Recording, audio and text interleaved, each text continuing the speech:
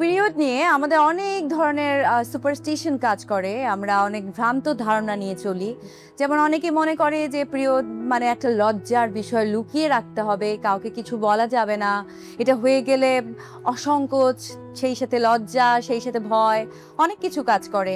আবার অনেকে মনে করে যে পিরিয়ড হলে আমাদেরকে স্কুলে যাওয়া যাবে না, আমাদের খেলাধুলা করা যাবে না, এক্সারসাইজ করা যাবে না, অনেক কিছু, শুয়ে থাকতে হবে, বসে থাকতে হবে। ফাস্টেস্ট অ্যাবজর্পশন আর ওয়েট লক টেকনোলজি নিয়ে এলো নতুন সেনোরা কনফিডেন্স। পিরিয়ড হ্যান্ডেল করার জন্য 12 ঘন্টার নন স্টপ প্রোটেকশন। দুনিয়াটা তোমার প্লেগ্রাউন্ড, প্লে উইথ কনফিডেন্স।